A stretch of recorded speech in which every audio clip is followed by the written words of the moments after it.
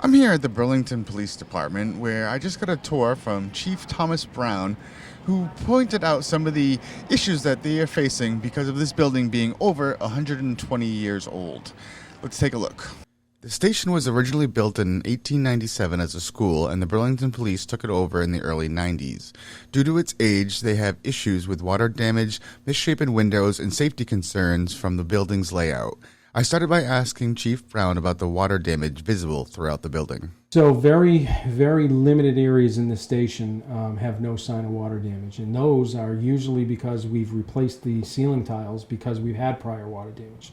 There isn't an area in this building that I can think of that hasn't at some point in time had a leak in the ceiling or had water come through the windows during an ice storm or snow buildup when it starts to melt, etc. It comes through the window sills, it comes through the windows themselves, and then we have a huge problem with the demand on the air conditioning system. Now, I'm not an HVAC contractor, I don't pretend to be. I just listen to the specialists when they come in here. They've told me that the pipes that plumb the HVAC system are too small, and there is a ton of directional changes up in the ceilings that are causing overflows. They're causing backups. The system backs up in that 1-inch pipe. It's got nowhere to go, and it breaks. And then when it does break, because of the amount of water that these handlers are handling, it comes down into the ceilings. We've had to get into the light balusters where we've had to lose lights. The signs are readily there if you just look up when you walk into this building. Another issue that leads to some parts of the building being too hot in the summer and too cold in the winter is the windows, or more specifically, the window frames. So they've put in new windows, and it escapes me as far as how long ago it was. It's probably about 10 years ago at this point.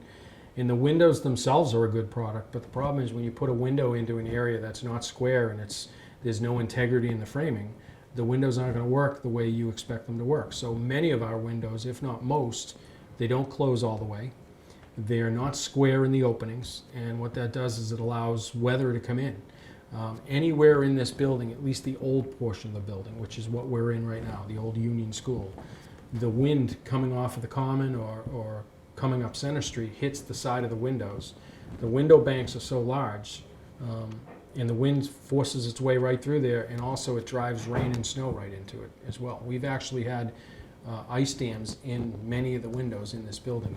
Chief Browne said many officers and other department employees have said they experience allergy-like symptoms while on the job. So we did have a mold study here. The last one was done in 2018. The mold study came back that there were no harmful toxins, but they did register some levels of mold. We have many personnel in here, and I do it every morning when I come in. Within 5 minutes of being in here, I'm sneezing or using a tissue, and it happens to many of our employees.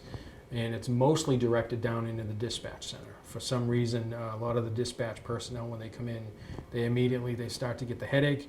They feel like they're getting a cold, but we've gotten so accustomed to it, you just push through it. Finally, I asked Chief Browne what next steps he would like to see the town take. What I would like to see is the money get put forward to a feasibility study, because I think a lot of things have to happen. You have to find out where you're going to put the station. I know that most people and most of us would like it here in the center of town. It does make it easier for response times if you're in the center of town, and it contributes to that feel of Burlington. But you need to do a feasibility study, find out where we can put the station, and then do a needs assessment where everybody in the department fills out a needs assessment survey on what they're looking for, what they think needs to be changed, some things that are good that can remain, and then meld those with best practices. During the tour, Chief Browne showed me more issues the building presents, and we went into more depth about the issues described here. We will have a longer special featuring more information about the situation shortly, so stay tuned. From the Burlington Police Department, I'm B News Director Rich Hosford.